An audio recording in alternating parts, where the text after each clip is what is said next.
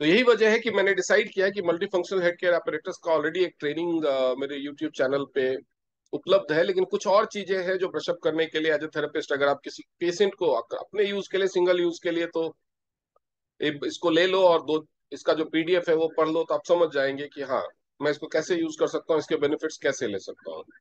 इसके नाम से क्लियर है कि multi functional head care apparatus है। ये हेड केयर apparatus तो है, ये आपके सिर की देखभाल तो करता है, लेकिन ये मल्टी फंक्शनल है, इसमें और भी कई फंक्शंस हैं जो मौजूद हैं।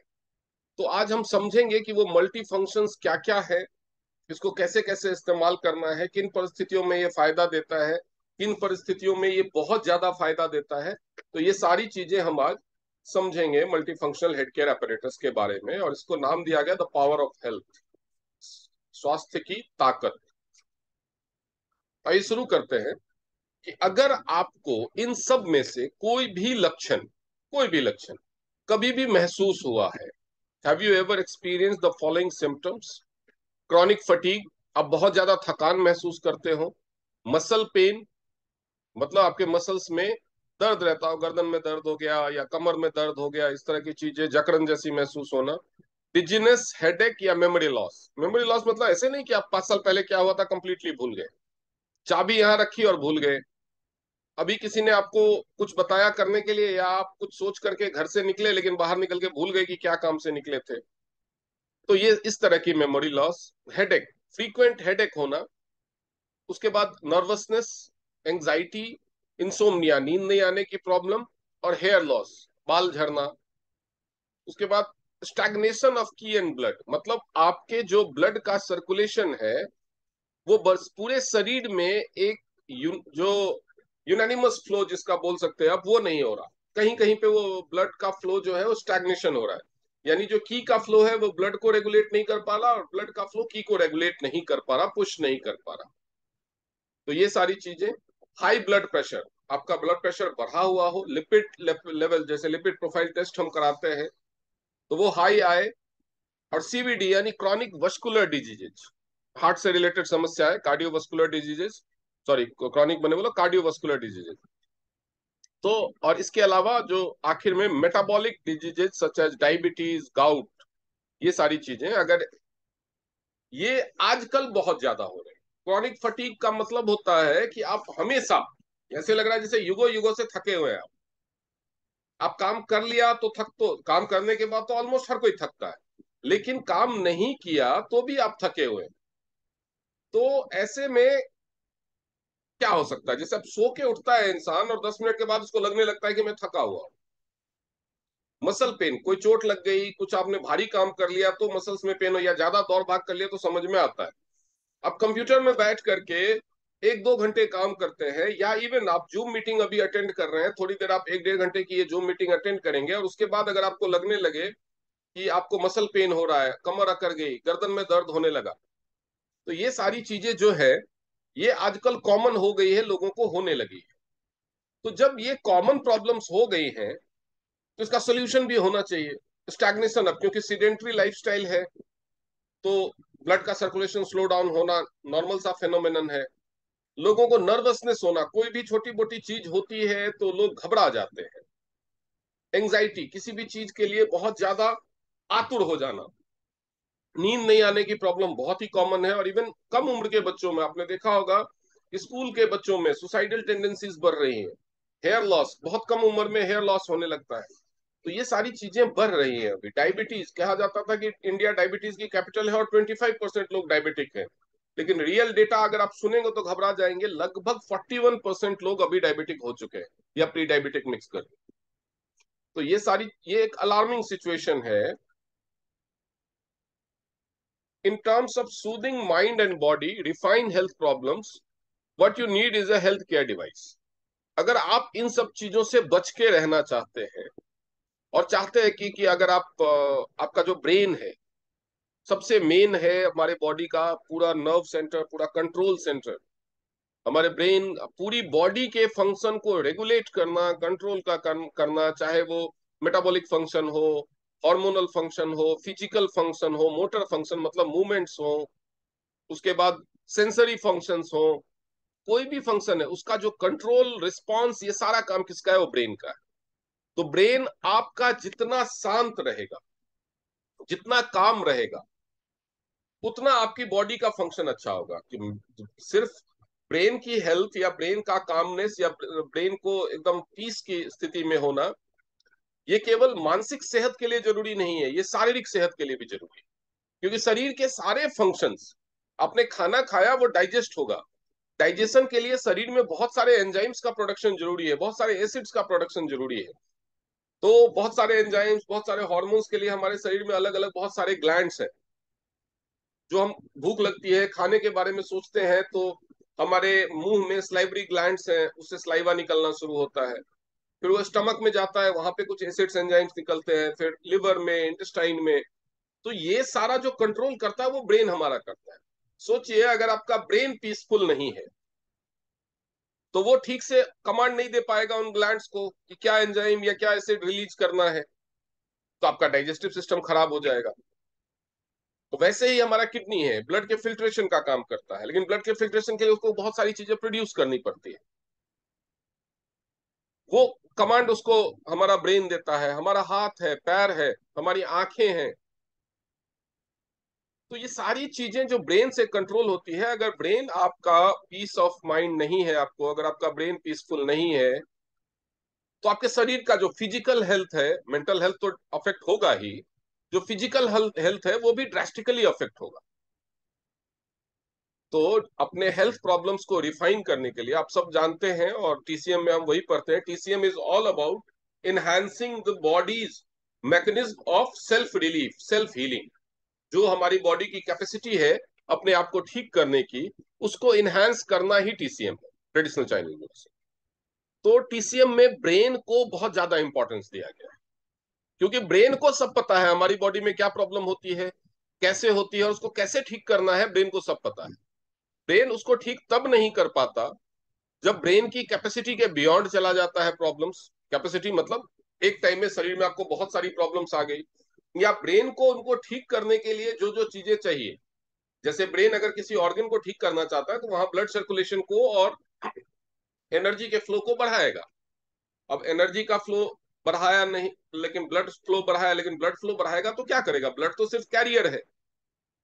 अब ब्लड के साथ न्यूट्रिशन और ऑक्सीजन नहीं पहुंचा, क्योंकि न्यूट्रिशन आप ले नहीं रहे हो, आपके शरीर में न्यूट्रिएंट्स की कमी है, तो ब्रेन भी कुछ नहीं कर पाएगा। दूसरा, अगर ब्रेन आपका एकदम बैलेंस्ड कंडीशन में नहीं है, तो सेल्फ हीलिंग के लिए जो उसको करना है, इवन इम्यूनिटी भी अफेक्ट होती है अगर आपका ब्रेन बैलेंस कंडीशन में नहीं है। क्योंकि हमारे इम्यूनिटी सेल्स को भी कमांड और कंट्रोल करना ब्रेन का ही काम। तो आपके शरीर पे वायरल अटैक हुआ या बैक्टीरियल अटैक हुआ, लेकिन आपकी इम्यूनिटी को उससे लड़ना चाहिए, उसको पहचानना चाहिए, उसको डिस्ट्रॉय करना चाहिए। लेकिन ब्रेन अगर उसको सपोर्ट नहीं कर रहा है, ब्रेन अगर आपका उलझा हुआ है, तो डेफिनेटली आपकी इम्यूनिटी पावर भी अफेक्ट होती है। तो जो सूदिंग माइंड है, जो आपका दिमाग है, वो अगर पीसफुल रहे, शांत रहे, बैलेंस्ड रहे, तो आपकी बहुत सारी हेल्थ प्रॉब्लम्स अपने आप ठीक होने लगती। और उसके लिए आपको बहुत कुछ करने की जरूरत है। बहुत सारी चीजें हैं, बहुत सारे तरीके लोग अपनाते हैं। कुछ लोग ध्यान लगाते हैं, कुछ लोग योगा करते हैं, कुछ लोग दवाइयां खाते हैं, लेकिन हर चीज के अपने अपने फायदे और नुकसान हैं। अगर आप आसानी से एक सूदिंग माइंड और बॉडी चाहते हैं, तो आप एक छोटा सा डिवाइस, ये multi functional head care apparatus use करेंगे, और आपका ये सारी प्रॉब्लम्स सॉर्ट आउट हो जाएंगे। इसको बहुत सारे लोग क्या हाइपो बोलते हैं। हाइपो बोलना गलत है, हाइपोटेंशन apparatus पहले आता था, वो डिसकंटिन्यू हो गया। बहुत सारे लोग इसको बीपी apparatus बोलते हैं। बीपी apparatus बोलना, इस डिवाइस को मेयरली बीपी apparatus बोलना, इसका इंसल्ट है। क्योंकि बीपी कंट्रोल करना is a very small फेनोमेन, BP apparatus बोलना इसका इंसल्ट है। तो बीपी अपैरेटस इसको नहीं बोले, ये multi functional health care device या multi functional head care apparatus ही बोले, तो वो ज्यादा अच्छा है। अब इस चीज के लिए आपको करना क्या होता है? अगर आपको ये क्रोनिक फटीग या इस तरह के ब्रेन फटीग का महसूस होता है, और आपको अपनी हेल्थ प्रॉब्लम्स रिफाइन करनी है, तो नॉर्मली लोग करते क्या है, कुछ लोग दवाइयां खाते हैं। दवाइयां, जैसे हेडेक हो रहा है, हेडेक की दवाई ले ली, ठीक है। नींद नहीं आती है, नींद की गोली ले ली। याददाश्त की प्रॉब्लम हो रही है तो उससे रिलेटेड गोली, मतलब जो सिम्टमेटिक रिलीफ आपको दे दें, जो सिम्टम को टारगेट करती है ब्रेन की थकान, लेकिन नींद नहीं आ रहा है, तो सिम्टम क्या है? अगर आपका दिमाग थका हुआ है उसकी वजह से आप नींद नहीं ले पा रहे हैं, अगर आपका दिमाग थका हुआ उसकी वजह से आपको शारीरिक थकान महसूस हो रहा है, तो आप क्या करते हैं? सिर्फ अगर आपका दिमाग थक गया उसकी वजह से आपको हेडेक हो रहा है तो आप हेडेक की गोली ले लेते हैं, लेकिन वजह तो दिमाग का थका, आपने दिमाग को शांत नहीं किया। तो अब symptom targeted effect, quick relief, ये सब चीजें आपको, जो भी हेडेक हो रहा है टैबलेट खाया, 10 मिनट में रिलीफ स्टार्ट हो गया। तो ये फायदा तो उसका है कि क्विक रिलीफ देता है, लेकिन उसके साइड इफेक्ट्स होते हैं। उसके बाद फूड सप्लीमेंट्स लेते हैं, तो ये बैलेंस होते हैं न्यूट्रिशन दे करके आपके ब्रेन को, जो ब्रेन को बूस्ट करने के लिए जो न्यूट्रिशन चाहिए, जैसे ओमेगा 3 है, ब्रेन को कूल एंड काम करने के लिए ओमेगा 3 का बहुत यूज है, और उसके अलावा जिंक है जो एंजाइम के प्रोडक्शन में हेल्प करता है। तो कुछ चीजें हैं जो आपको ब्रेन को काम करने में हेल्प करती है, कुछ सप्लीमेंट्स। बट सप्लीमेंट्स क्या है कि आपके न्यूट्रिशन को बैलेंस करके आपके जो इसके इंग्रेडिएंट्स है आपको हेल्थ केयर देते हैं, लेकिन ये टाइम बहुत लगाते हैं, लॉन्ग टर्म इंटेक, और उसकी वजह से खर्चा भी बढ़ जाता है। उसके बाद डाइट हैबिट में लोग बदलाव की सलाह देते हैं, डाइटिशियन सलाह देते हैं। आप अगर अपने खाने में ऑयल या ट्रांस फैट, शुगर, ये सब चीजें कम लेंगे, ये हेल्दी है, सेफ है, लेकिन ये बहुत लंबा प्रैक्टिस। इससे आप चाहेंगे कि आज मैंने अपने खान पान में सुधार कर लिया और कल से मुझे फायदा शुरू हो जाए, वो संभव नहीं है। उसके बाद कुछ लोग अपने लाइफस्टाइल को चेंज करते हैं, अच्छी नींद लेने की कोशिश करते हैं, फिजिकल वर्कआउट करते हैं ताकि ब्लड सर्कुलेशन इंप्रूव हो, ब्रेन को प्रॉपर ब्लड मिले, ब्रेन को प्रॉपर ब्लड पहुंचेगा तो ब्रेन को प्रॉपर ऑक्सीजन पहुंचेगा। तो ये हेल्दी है, सेफ है, खर्चीला भी नहीं है, लेकिन फिर वही, ये बहुत ही लॉन्ग टर्म प्रैक्टिस चाहिए। ऐसा कि आज मेरे को थकान महसूस हो रही है या ब्लड सर्कुलेशन ऑब्स्ट्रक्शन महसूस हो रहा है, स्टैग्नेशन महसूस हो रहा है, तो आज जाके मैंने दौड़ लिया तो ठीक हो जाऊंगा, कल से दौड़ना नहीं पड़ेगा, ऐसा नहीं है। लॉन्ग टर्म आप करेंगे तो इसके आपको फायदे महसूस होना शुरू हो जाएंगे। तो आप फूड सप्लीमेंट, ड्रग्स के तो साइड इफेक्ट है, लेकिन food supplement, dietary habits change करना या लाइफस्टाइल चेंज करना, इसमें कोई नुकसान नहीं है, बहुत फायदे हैं इसके, और करना चाहिए हर इंसान को, लेकिन ये लॉन्ग टर्म इफेक्ट के लिए। लेकिन जब आप ये हेल्थ केयर डिवाइस यूज करते हैं तो सबसे पहले तो ये हेल्दी है, सेफ है और बहुत ही कन्वीनियंट है। दौड़ने के लिए आपको बाहर धूप, गर्मी, सर्दी, पॉल्यूशन, ये सब चीजें झेलनी पड़ती है, वो नहीं करना है। बहुत एक बार वन टाइम एक्सपेंडिचर है, आपको लॉन्ग टर्म बहुत ज्यादा एक्सपेंस नहीं करना है।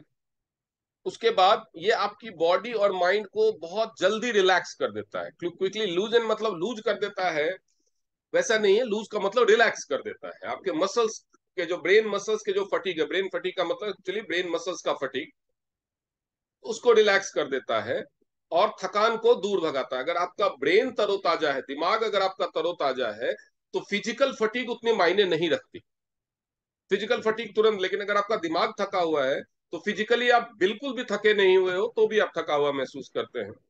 उसके बाद इसका फायदा यह भी है कि आप टारगेटेड एरिया पे डायरेक्टली अप्लाई करके और डिस्कम्फर्ट को रिलीव कर सकते हैं। कहीं सोरनेस है, सूजन है, कहीं दर्द हो रहा है, तो वो एरिया पे डायरेक्टली आप इसको अप्लाई कर सकते हैं। और इसको अगर आप लॉन्ग टर्म इस्तेमाल करते हैं तो आपकी बहुत सारी हेल्थ प्रॉब्लम्स भी सॉल्व हो जाती है। तो इतना जो ये मैजिकल डिवाइस है, ये है क्या, कैसे बना हुआ है, कैसे काम करता है? इसको multi functional head care apparatus जो इसका नॉमेनक्लेचर है, ये an on the go health care device, your personal massager. On the go क्यों? क्योंकि ये बहुत ही छोटा है, पॉकेट साइज है, पॉकेट में कैरी किया जा सकता है या पर्स में, बैग में कैरी किया जा सकता है। बैटरी ऑपरेटेड है, तो इसीलिए इसको कहीं भी यूज कर सकते हैं, इलेक्ट्रिसिटी की भी जरूरत नहीं। इसमें एक इंटेलिजेंट एससीएम मैनेजमेंट सिस्टम है और एक कंप्यूटराइज मोनोचिप है, जो hi tech bionic close circuit chip, VIC. Bionic chip आपने और भी नाम सुना होगा, कितने लोगों ने बायोनिक चिप का नाम सुना है? और बायोनिक चिप चिप का नाम आपने किस चीज के रेफरेंस में सुना है, कहाँ यूज होता है?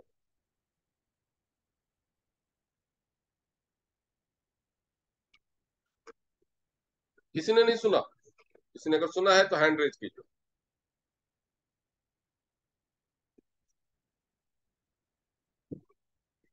आईफोन यूजर्स कोई नहीं है इसमें? आईफोन 13 64 बिट बायोनिक चिप के साथ आता है।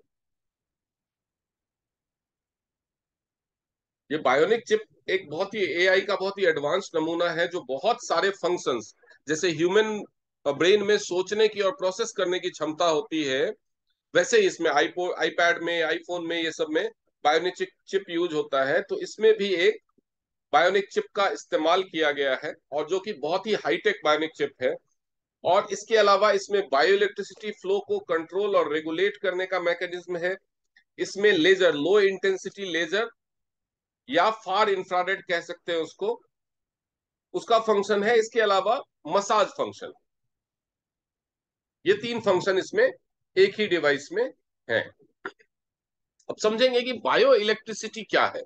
बायो इलेक्ट्रिसिटी का जब आप टीसीएम की बात करेंगे या ऑल्टरनेटिव मेडिसिन की बात करेंगे, तो बायो इलेक्ट्रिसिटी आपको बहुत बार पढ़ने को, सुनने को मिलेगा।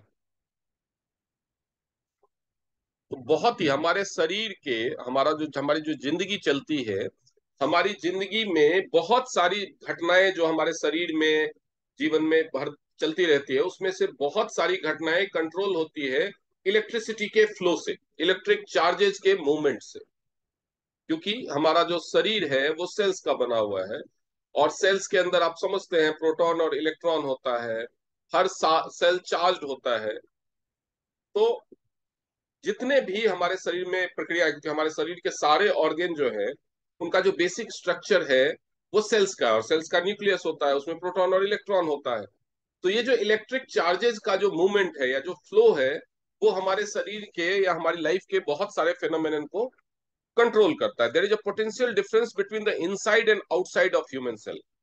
हमारे सेल के अंदर और हमारे सेल के बाहर, क्योंकि हमारे सेल का जो आउटर लेयर होता है, जो बाहरी हिस्सा होता है, वो पॉजिटिवली चार्ज होता है, जो मेम्ब्रेन होता है।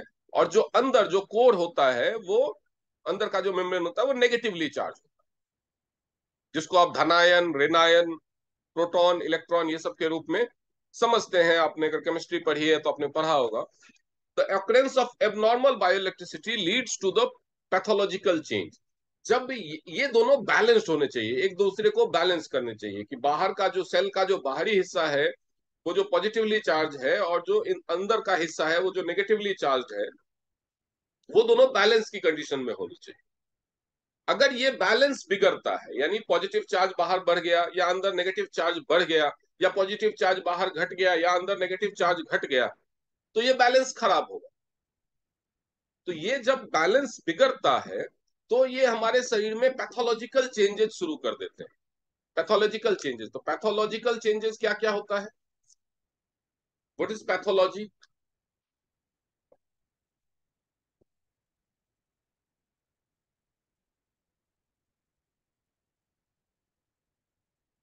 पैथोलॉजी का मीनिंग क्या है?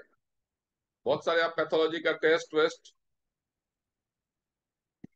बोलते हैं ना, pathology centre, pathological changes, pathological test, बहुत सारी चीजें आप जिंदगी भर यूज करते हैं। बहुत सारे डॉक्टर्स के स्पेशलाइजेशन में आपने पढ़ा होगा क्लिनिकल पैथोलॉजिस्ट। पैथोलॉजी का जो वर्ड मीनिंग है वो होता है रोग विज्ञान। तो पैथोलॉजिकल चेंजेस का मतलब इस शरीर में इस तरह के चेंजेस आने लगते हैं जिससे कोई रोग भी हो सकता है, जो बीमारियों का रूप ले सकता है या बीमारियों के रूप में सामने आ सकता है। Bye regulating the bio electricity, ये जो बायो इलेक्ट्रिसिटी है, जैसे ही चार्ज का डिफरेंस होगा तो एक बायो इलेक्ट्रिसिटी का फ्लो शुरू होगा। चार्ज अगर बैलेंस्ड कंडीशन में है तो बायो इलेक्ट्रिसिटी फ्लो नहीं करेगी, बायो इलेक्ट्रिसिटी का फ्लो शुरू होगा। The self potential difference can be change to stimulate the body's meridians and nervous system. और बायो इलेक्ट्रिसिटी का जो फ्लो होता है वो मेरिडियंस के थ्रू होता है, और जो नर्वस सिस्टम है वो पूरी बॉडी को कंट्रोल करने के लिए, कमांड देने के लिए और सिग्नल्स रिसीव करने के लिए इसी बायो इलेक्ट्रिसिटी को इस्तेमाल करते हैं। तो अगर ये बैलेंस गड़बड़ हुआ तो क्या होगा? ब्रेन आपके किसी भी ऑर्गन को, किसी भी सेल को कोई कमांड नहीं दे पाएगा ठीक से, या वो जो बॉडी है, बॉडी का जो सेल है, वो आपके ब्रेन को इंफॉर्मेशन या सिग्नल ठीक से नहीं दे पाएगा। तो बायो इलेक्ट्रिसिटी का फ्लो जो रेगुलर चलता रहे, उसको रेगुलेट करने के लिए आपको इस डिवाइस की जरूरत पड़ती है। जैसे वो सेल का बैलेंस खराब हुआ, बायोइलेक्ट्रिसिटी का फ्लो अफेक्ट होता है। और वो इंडिकेट कैसे होता है? ज्यादातर वो जो ब्लड प्रेशर है उसके अप या डाउन होने के, क्योंकि अगर सेल का जो डिफरेंस है वो, जो बैलेंस है वो ज्यादा बढ़ गया, तो क्या होगा? एनर्जी बढ़ जाएगा, बायोइलेक्ट्रिसिटी का जो फ्लो का स्पीड है वो बढ़ जाएगा। जैसा कि मैंने आपको पिछले सेशंस में पढ़ाया था कि जो एनर्जी है, जो की, जो चाइनीज ट्रेडिशनल चाइनीज मेडिसिन में जिसको की बोलते हैं, तो वो जो एनर्जी है, एनर्जी का यिन और यांग में नेगेटिव और पॉजिटिव का बैलेंस एनर्जी है, अगर ये बैलेंस बिगड़ता है और एनर्जी का फ्लो तेज हुआ, तो वो क्या करेगा? ब्लड के फ्लो को तेज होने के लिए पुश करेगा। अगर ब्लड का फ्लो तेज होने की कोशिश करेगा तो वो ब्लड के प्रेशर को बढ़ाएगा। लेकिन ये अगर एनर्जी डिक्रीज होती है, जैसे ही जो चार्ज का डिफरेंस आया, चार्ज का डिफरेंस आया तो पैथोलॉजिकल चेंजेस होंगे। पैथोलॉजिकल चेंजेस की क्या होंगे? कि ब्लड के फ्लो को वो डिक्रीज करेगा, प्रेशर को डिक्रीज करेगा। तो जब हम इससे बॉडी को स्टिमुलेट करते हैं, मेरिडियन और नर्वस सिस्टम स्टिमुलेट होते हैं, तो क्या होता है? ये जो डिफरेंस है बायोइलेक्ट्रिसिटी का, वो बैलेंस आता है। वो जिस बैलेंस में होना चाहिए उसी बैलेंस में आता है, और उसकी वजह से बायोइलेक्ट्रिसिटी का जो फ्लो होता है वो रेगुलेट होता है। आपको यहाँ पे एक इमेज दिखा करके समझाया गया। ये इमेज में आप देखेंगे बहुत तरह के फ्री रेडिकल्स को एक्सप्लेन किया गया है, कि जब फ्री रेडिकल्स एटमॉस्फेयर से हमारी बॉडी के कांटेक्ट में आते हैं तो ऑक्सीडेशन का जो प्रोसेस शुरू होता है, वो ऑक्सीडेशन बहुत सारे सीरियस प्रॉब्लम्स में कन्वर्ट हो सकता है। उसकी क्या इंटेंसिटी होनी चाहिए वो एक्सप्लेन की गई है। जैसे जेनेटिक म्यूटेशन हो सकता है, और लिपिड पर ऑक्सीडेशन हो सकता है, इससे आपका जो लिपिड प्रोफाइल गड़बड़ होगा, कोलेस्ट्रॉल की प्रॉब्लम हो सकती है, इसकी वजह से आपका बीपी फ्लक्चुएट हो सकता है, आपको हार्ट अटैक या स्ट्रोक्स, ब्रेन स्ट्रोक की समस्या हो सकती है, जेनेटिक म्यूटेशन की वजह से कैंसर, पॉलिप, फाइब्रॉइड्स, ये सब की समस्या हो सकती है। और उसके बाद जो डैमेज, अगर आइलेट बी सेल को ये डैमेज करता है तो उससे आपको डायबिटीज हो सकता है। फ्री रेडिकल यानी पोल्यूशन की वजह से भी डायबिटीज होता है। अब ये जो नीचे का इमेज है उसमें आप देखेंगे एनियन चैनल को दिखाया है कि ये कैसे सेल मेम्ब्रेन के चारों तरफ पॉजिटिव आयन बना के रखता है, और जो ऑक्सीजन है, जब सेल को ऑक्सीजन मिलता है, नेगेटिवली चार्ज होता है वो, अगर उसमें प्रोटॉन नहीं है तो that is called free radical. या एंड ऑक्सीडेशन, वो फ्री रेडिकल जो है वो ऑक्सीडेशन शुरू करता है। ऑक्सीडेशन शुरू करता है मतलब वो दूसरे जिसमें पॉजिटिवली चार्ज ऑक्सीजन है उससे पॉजिटिव एनर्जी, पॉजिटिव आयन लेने की कोशिश करता है। तो इस चक्कर में वो क्या करता है? दूसरे ऑक्सीजन को भी खाली कर देता है। तो जो हमारे सेल्स हैं उससे जब वो लेने की कोशिश करता है और सेल का चार्ज का बैलेंस बिगाड़ता है, तो हमारे सेल डैमेज होने लगते हैं। तो वो जो हमारे सेल्स डैमेज होने लगते हैं, उसी प्रोसेस को बोलते हैं ऑक्सीडेशन। जैसे ऑक्सीजन का हार्मफुल इफेक्ट आपने बाहर लोहे पे देखा होगा। जब लोहे का रॉड होता है वो ऑक्सीजन के कांटेक्ट में, हवा के कांटेक्ट में आता है तो उसमें जंग लगने लगता है, वो लोहे का ऑक्सीडेशन है। आप सेब वगैरह काट के या सब्जियां काट के छोड़ देते हैं तो वो पीली पड़ने लगती है, वो उन फलों और सब्जियों का ऑक्सीडेशन है। वैसे हमारे शरीर के सेल्स का भी ऑक्सीडेशन होता है जब वो फ्री रेडिकल्स के कांटेक्ट में आते हैं। और इससे, इस ऑक्सीडेशन की वजह से, अगर मान लीजिए आपके पेनक्रियाज के बीटा सेल, जो आइलेट बीटा सेल है, वो अगर डैमेज होने लगे इस ऑक्सीडेशन की वजह से, तो आप डायबिटिक हो जाएंगे। वैसे ही हार्ट अटैक और स्ट्रोक का खतरा हो सकता है अगर ऐसे सेल डैमेज होने लगे, और जेनेटिक म्यूटेशन हुए, कैंसर, पॉलिप्स, फाइब्रॉइड की समस्या हो सकती है। अब इस बायोइलेक्ट्रिसिटी के हेल्थ फंक्शंस क्या है? बायोइलेक्ट्रिसिटी हमारे हेल्थ को कैसे अफेक्ट करता है? जब ये हेड केयर हम यूज करते हैं, हेड केयर अपरेटस, तो ये हमारी बायो, शरीर में बहने वाली बायोइलेक्ट्रिसिटी को बैलेंस करता है। ये कैसे करता है? तो इसके फोटो को देखिए। देखिए ये कैसा बना हुआ है। ये स्टील का जो रिम बना हुआ है, इसको हम अपने हाथों से पकड़ते हैं। ये स्टील का जो रिम है, जस्ट ए मोमेंट, तो मैं तो फिजिकली दिखाता हूँ।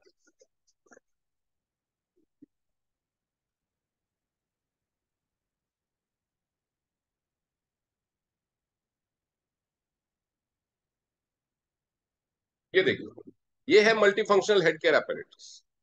ये इसका कैप है, ये ढक्कन खुलता है। यहाँ पे एक छोटा सा बटन जैसा दिख रहा होगा आपको, इसको जब हम, ये बटन जैसा, इसको जब हम प्रेस करते हैं अंदर की तरफ, ये इसका कैप खुल जाता है। इसमें दो बैटरी लगी है, मैंने ट्रिपल ए सेज की दो ड्यूरासेल की बैटरी लगाई। ये बैटरी क्या करती है, जब आपने इसको बैटरी लगा दिया तो ये ऑन है, ये हमेशा ऑन रहता है बैटरी लगने के बाद। इसको ऑफ करने का तरीका है, इसका कैप लगा लो। अब देखेंगे, जैसे मैंने इसको, ये जो इस तरफ ये जो स्टील का जो बना हुआ है, ये चारों तरफ स्टील का ये एक रिंग बना हुआ है, इसको इसको ऐसे पकड़ा जाता है। ये आपकी पांचों उंगलियों से पकड़ा जाता है। पांचों, ऐसे नहीं कि ऐसे पकड़ लिया, दो उंगलियां फ्री, नहीं, इसको पांचों उंगलियों से पकड़ना है। पांचों उंगलियों से जब हमने पकड़ा, तो हमारे शरीर से जो बायो इलेक्ट्रिसिटी फ्लो हो रही है वो इसमें जाने लगी, इसमें जाने लगी। और ये अब ये शरीर को दूसरी जगह जैसे ही टच करेगा, इसके अंदर जो वीआईसी सर्किट है और बायोनिक चिप है, वो बायो इलेक्ट्रिसिटी जो ये रिसीव कर रहा है इस स्टील रिंग के थ्रू हमारी बॉडी से, अगर वो इम्बैलेंस्ड है, तो वो वीआईसी सर्किट और जो बायोनिक चिप है, वो उसका जो मैकेनिज्म है वो समझता है कि इंसान के शरीर का बायो इलेक्ट्रिसिटी का बैलेंस कितना होना चाहिए, वो उसको इस हिसाब से बैलेंस कर देता है। उसके बाद जब ये दांत जैसे बने हुए हैं, इसको जैसे हम शरीर पे दूसरी जगह टच करते तो आप देखेंगे एक लाइट सी जल गई, यानी सर्किट पूरा हुआ। अब ये क्या करता है, बैलेंस्ड बायो इलेक्ट्रिसिटी को हमारे शरीर में डालने लगता है। ये फेनोमेनन बिल्कुल वैसा ही है जैसा कि आप जमीन पे पैदल चलते हैं तो होता है। जमीन पे पैदल चलते हैं खाली पैर, पैदल मतलब खाली पैर, खाली पैर जब आप जमीन पे चलते हैं, धरती पे, फ्लोर पे नहीं, धरती पे जब चलते हैं, तो हमारे शरीर का एक पैर रखते हैं, खड़े होने से नहीं होगा। हम एक पैर रखते हैं, दूसरा पैर उठाते हैं, वो रखते हैं, फिर पहला पैर उठाते हैं, इस तरह से हम चलते हैं। तो जो धरती है वो एक बहुत बड़ा मैग्नेट है। जैसे हमने एक पैर प्लेस किया, हमारे शरीर का जो इम्बैलेंस्ड बायो इलेक्ट्रिसिटी है वो जमीन ने रिसीव किया। और सिंस ये जो मैग्नेटिक फील्ड है धरती के अंदर, वो उस बायो इलेक्ट्रिसिटी को बैलेंस करती है। आपने देखा होगा ना, इलेक्ट्रिसिटी के भी वोल्टेज को बैलेंस रखने के लिए हम अर्थिंग देते हैं, अर्थिंग लगाते हैं, अर्थिंग पिट बनाते हैं। और उसमें बायो इलेक्ट्रिसिटी को और भी बैलेंस करना होता है, तो हम नमक वाला पानी डालते हैं। क्यों डालते हैं? नमक वाले पानी में सोडियम होता है, क्लोराइड होता है, वो क्या करेगा, वो आयंस का बैलेंस प्रोवाइड करेगा। तो जैसे ही धरती में जाता है, वो उसको बैलेंस करके हमारे दूसरे पैर से हमें रिटर्न करता है। लेकिन सोचिए अर्थ कितना बड़ा है, आपके शरीर से जो बायो इलेक्ट्रिसिटी पृथ्वी में जाती है, उसको कितने डिस्टेंस ट्रैवल करके आपको रिटर्न करना पड़ता है। तो ये जो इफेक्ट होता है बहुत कम होता है। तो यही सेम इफेक्ट जो ये मशीन देती है, वो अगर पैदल चलने से आपको चाहिए, तो 15 मिनट ये करने के लिए, जितना आपका बायो इलेक्ट्रिसिटी 15 मिनट में ये डिवाइस बैलेंस करेगा, उतने के लिए आपको कम से कम 18,000 स्टेप्स चलने होंगे धरती पे नंगे पैर। या फिर धरती पे खड़े होकर के, अगर आप चलना नहीं चाहते, तो झरने के नीचे या शावर के नीचे जमीन पे, मिट्टी पे खड़े होकर के, जिससे धरती से सर्किट पूरा होगा। अगर आप फ्लोर पे खड़े हैं तो सर्किट पूरा नहीं होगा ठीक से। तो मिट्टी पे खड़े होकर के शावर से या झरने से आपको लगभग 45 मिनट नहाना होगा, क्योंकि जो वाटर है वो सर्किट सर्किट पूरा कर रहा है फिर। तो उस केस में भी ये बायो इलेक्ट्रिसिटी बैलेंस होगा। तो आप सोच लीजिए कि 18,000 कदम रोज चलना आसान है, वो भी नंगे पैर, वो भी जमीन पे, धरती पे। या इस चीज को 15-20 मिनट यूज करना आसान है, वो उतना ही काम ये 15-20 मिनट में करता है। इसको इस्तेमाल कैसे करना है वो भी हम समझेंगे, पहले हम इसके मैकेनिज्म को और अच्छे से समझ लें। ये हमारे जो बॉडी की बायो इलेक्ट्रिसिटी है, उसके अंदर सिमुलेटेड बायो इलेक्ट्रिसिटी बनती है इसके वीआईसी चिप द्वारा, जो हमारे अगर बायो इलेक्ट्रिसिटी इम्बैलेंस्ड है तो उसको बैलेंस करेगी। अगर वो बैलेंस्ड है, कुछ लोगों को लगता है कि अगर हमें ब्लड प्रेशर की प्रॉब्लम नहीं है, अगर मान लो बायो इलेक्ट्रिसिटी इम्बैलेंस की वजह से आपका बीपी हाई है या लो है, तो ये बढ़ा या घटा देगा। लेकिन कुछ लोगों को लगता है कि अगर हमें बीपी की प्रॉब्लम नहीं है, तो हम हेड केयर करेंगे तो हमारा बीपी हाई या लो हो जाएगा। ऐसा नहीं होगा, ऐसा नहीं होगा। अगर इसमें आपके शरीर का बायो इलेक्ट्रिसिटी आया, इस मशीन का काम, इस डिवाइस का काम है इसको बैलेंस करके बाहर भेजना, इसको बैलेंस करके बाहर भेजना। ये इधर से आपकी बायो इलेक्ट्रिसिटी को लेगा और इधर से बैलेंस करके इस हाथ को देगा। या आप सिर पे लगाए तो सिर को देगा। लेकिन अगर वो इम्बैलेंस नहीं है तो देगा तो ये बैलेंस्ड ही। इम्बैलेंस आए तो बैलेंस करके देगा, नहीं तो एज इट इज दे देगा। तो आपके ब्लड प्रेशर पे कोई फर्क नहीं पड़ने वाला, क्योंकि ये जो निकलता है इस तरफ से बायोइलेक्ट्रिसिटी, वो वैसा ही निकलेगा जैसा ह्यूमन बॉडी के लिए अप्रोप्रिएट है, ठीक है, नुकसानदेह नहीं है, इसलिए नुकसानदेह नहीं।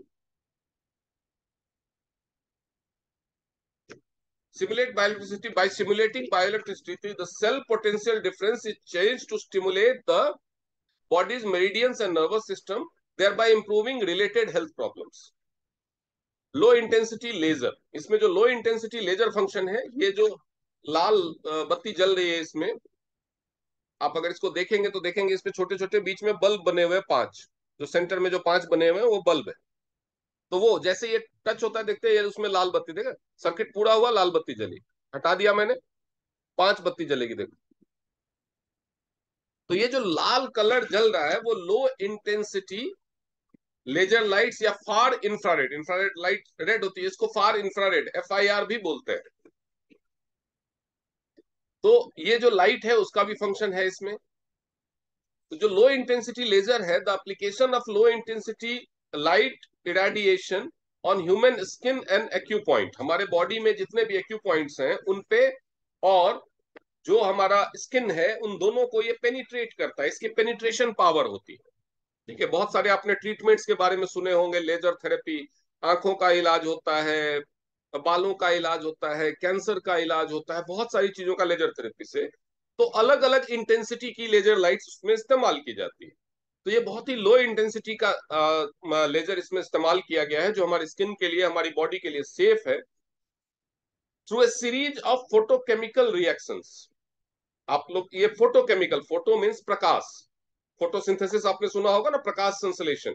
तो फोटोकेमिकल, प्रकाश में बहुत सारे ऐसे गुण होते हैं जो केमिकल रिएक्शंस कर सकते हैं। तो फोटोकेमिकल रिएक्शंस और बायोलॉजिकल इफेक्ट्स की मदद से ये जो हमारे सेल्स में और टिश्यूज में प्रॉब्लम्स होती है, उसको ये ऑल्टर कर सकते हैं, उसको हेल्थ को रिस्टोर करने में मदद कर सकते हैं। और ये इतना लो इंटेंसिटी इसका रखा गया है कि किसी भी सेल या टिश्यू को ये डैमेज नहीं करेगा। इसके बाद इसमें बायोनिक वाइब्रेशन मसाज है, through mechanical equipment vibration in accordance with a certain frequency. आप इसको, इसमें वाइब्रेशन कैसे होता है मैं बताऊं।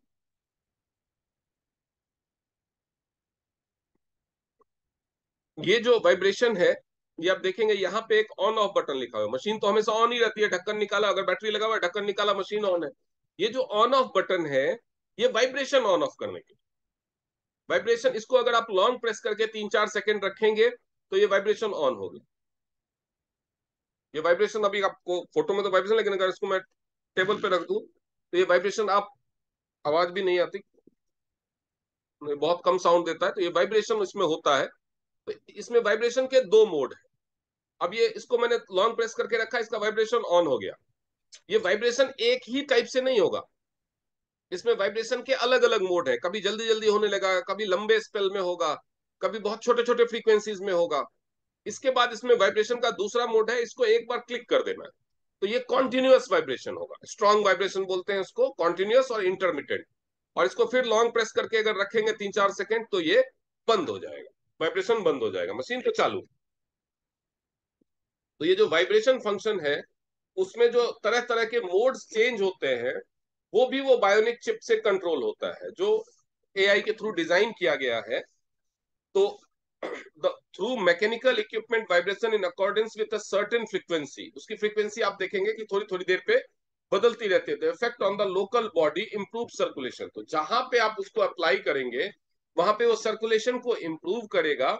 और जो ब्लड स्टैटस है, जो जो ब्लड स्टैसिस है, जो ब्लड स्टैग्नेशन हो गया है, अगर कोई थक्का बन गया है, कोई क्लॉट बन गया है, तो उसको भी हटाएगा। और इसके अलावा मेटाबॉलिज्म को भी बढ़ाएगा। मतलब क्या हुआ कि जहां पे भी आपको ऐसी कोई गांठ बन गई है, कोई क्लॉट बन गया है, कोई स्टैग्नेशन हो गया है, जैसे वेरिकोस वेन्स में होता है, या ब्रेस्ट में लंप्स या गांठें बन जाती है, ऐसे ऐसी गांठें जो आप हाथ से छू करके फील कर सकते हैं, उसके ऊपर अगर आप इसका मसाज करेंगे तो ये लो इंटेंसिटी लेजर लाइट और ये जो बायोनिक वाइब्रेशन मसाज है, इन दोनों की मदद से वो स्टैग्नेशन को, ब्लॉकेज को, गांठ को हटाना शुरू कर देता है। और वहां पे अगर सूजन है उसको खत्म करता है, और अगर उस सूजन की वजह से दर्द हो रहा है तो उसको भी ठीक करता है। इसके अलावा अगर आपको सर दर्द हो रहा है, इस पे सिर पे मसाज ले सकते हैं। अगर आपके गर्दन में जकड़न महसूस हो रही है सर्वाइकल स्पाइन पे, तो उस पे मसाज ले सकते हैं।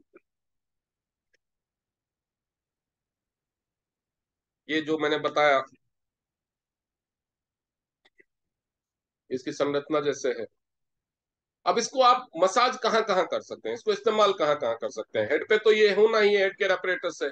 पैरों पे इसके मसाज का क्या फायदा होता है, ये समझिए। पैरों पे जब आप इसका मसाज करते हैं तो आपने सुना होगा लोगों को सोल में, पैरों के जो निचला हिस्सा होता है, जो सोल होता है, बहुत उसको, उस सोल के एक स्किन के नीचे का जो लेयर होता है, उसको बोलते बोलते हैं प्लांटर फेसिया। जो आप जमीन पे रखते हैं, ये इस एरिया में प्लांटर, जो पीछे के एरिया में प्लांटर फेसिया, उसमें लोगों को दर्द होने लगता है। जैसे ही पैर जमीन पे रखते हैं दर्द होता है, तेज दर्द होता है। तो प्लांटर फेसिया जब डैमेज होने लगता है तो उसमें जो दर्द होता है उसको प्लांटर फेसाइटिस बोलते हैं। एक बीमारी का नाम है, प्लांटर फेसाइटिस बोलते हैं। तो अगर आप ये मसाज अपने पैर के सोल पे करेंगे, एंटी क्लॉकवाइज इसका मसाज, तो प्लांटर फेस, या उसको रखेंगे भी वाइब्रेशन ऑन करके, तो आपके प्लांटर फेसाइटिस को ये ठीक करना शुरू करेगा। जब आप लेग्स में मसाज करते हैं, तो लेग्स में अगर आपको मसाज करने से क्या क्या फायदे होते हैं ये याद रखिए। लेग्स पे मसाज इसका होता है, अगर लेग्स में जो वाटर डिपॉजिट जैसा हो जाता है, जो आपने देखा होगा कुछ लोगों के पैरों के स्किन आपको दिखेगा कि ऑरेंज का जो छिलका होता है ना, वैसा हो गया स्किन, वो सेल्यूलाइट्स हो जाते हैं। तो इसके मसाज से तो कुछ लोगों के फेस की स्किन वैसे हो जाती है, कुछ लोगों के आर्म्स की स्किन वैसी हो जाती है। मोस्टली आर्म्स, फेस और लेग्स में सेल्यूलाइट्स बिल्डअप ज्यादा होता है। तो इसके मसाज से आप सेल्यूलाइट बिल्डअप को खत्म कर सकते हैं।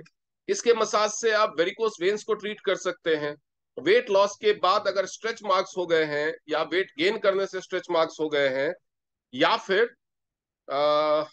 जब वेट लॉस के बाद स्किन झूलने लगी है, जो स्किन हो जाती है ना, लूज हो जाती है, तो वो सारे केसेस में इसके मसाज से फायदा मिलेगा। ये स्किन के फर्मिंग में इसको इस्तेमाल किया जा सकता है। बैक पे जो मेरिडियंस का लाइन होता है, आप मेरिडियन का चार्ट देखेंगे, मेरिडियंस का जो लाइन होता है, स्पाइन के ऊपर डायरेक्ट नहीं अप्लाई करना है। स्पाइन के लेफ्ट में 3 लाइन, स्पाइन के राइट में 3 लाइन, वो आप बना करके उस पर अगर आप ऊपर से नीचे की तरफ इसको मसाज करेंगे, जैसे मान लीजिए ये मेरा बैक है, तो मैंने इसको ऊपर से नीचे ऐसे वाइब्रेशन ऑन करके ऊपर से नीचे ऐसे बहुत ही स्लो रफ्तार में, अगर आप इसे 20-25 मिनट मसाज करेंगे, तो लॉन्ग सिटिंग से या किसी भी वजह से अगर आपके बैक में दर्द हो रहा है, बैक में परेशानी हो रही है, तो आपको उसमें फायदा मिलेगा। वेस्ट में अगर फ्लैब्स हो गए हैं या वेस्ट में सेल्यूलाइट्स हो गए हैं, तो मसाज करके आप स्लिमिंग इफेक्ट ले सकते हैं, फ्लैब्स को और सेल्यूलाइट्स को हटा सकते हैं। आर्म्स का मैंने बता ही दिया। शोल्डर्स में अगर आपको पेन हो, जकड़न हो, सर्वाइकल प्रॉब्लम्स की वजह से आपने कोई भारी चीज उठा ली हो,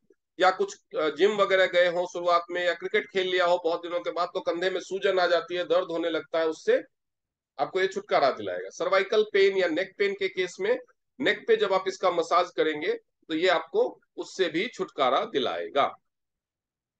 स्किन ब्यूटिफिकेशन के लिए भी आप इसका मसाज फेस पे भी कर सकते हैं। इसके 5 मेन फीचर है: bio electricity, low intensity laser, vibration massage, 3 in 1 function, और उसके फीचर 5 है।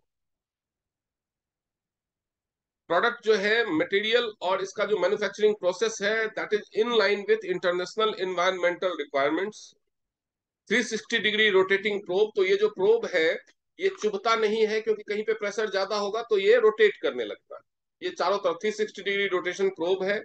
आप इसको किसी भी दिशा में घुमा सकते हैं। नॉर्मली इसका मसाज एंटी क्लॉकवाइज घुमा के किया जाता है, लेकिन अपनी सुविधा अनुसार आप शरीर पे किसी भी दिशा में इसको रोटेट कर सकते हैं, घुमा सकते हैं।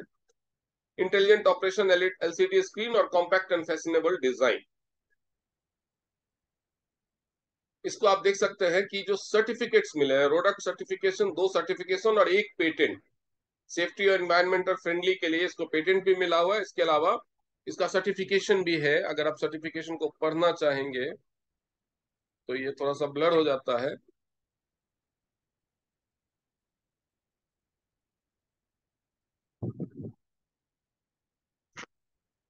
जो जो यूरोपियन यूनियन है उसने सर्टिफिकेट दिया हुआ है, ये सी मेकिंग का भी सर्टिफाइड किया गया है। और उसके बाद यूरोपियन यूनियन इसके बारे में कहता है कि after preparation of the necessary technical documentation,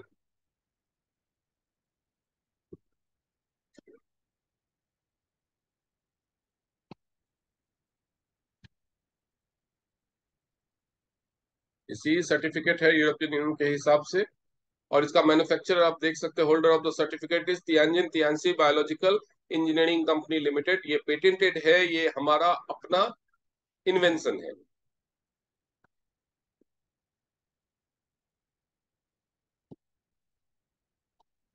ये ROHS सर्टिफिकेट है और ये इसका पेटेंट है, लेकिन ये चाइनीज लैंग्वेज में है तो इसको पढ़ नहीं पाएंगे हम।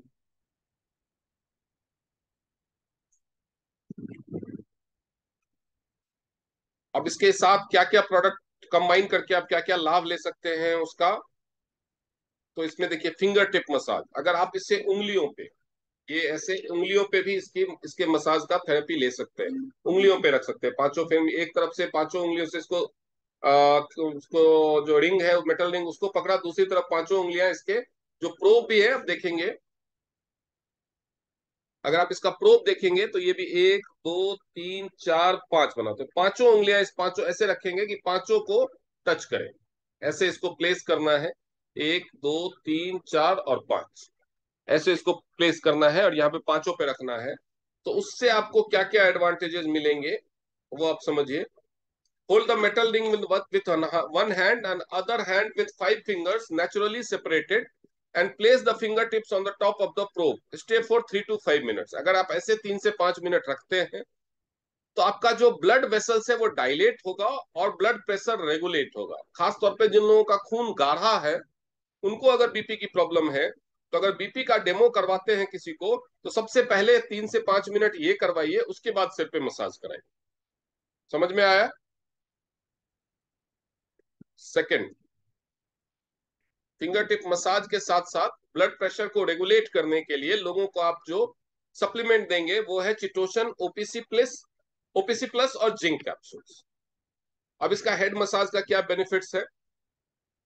मसाज टीथ जो है, जो दांत जो प्रोब जैसा है, contact head skin directly, skin में कॉन्टैक्ट होना चाहिए, बालों के ऊपर नहीं घुमाना है। जैसे कंघी करते हैं ना वैसे ही यूज करना है इसको। When using as we usually comb hair up and down, combing with frequency of 20 to 30 times per minute, यानी जब आप इसको सिर पे इस्तेमाल करते हैं तो आपका स्पीड,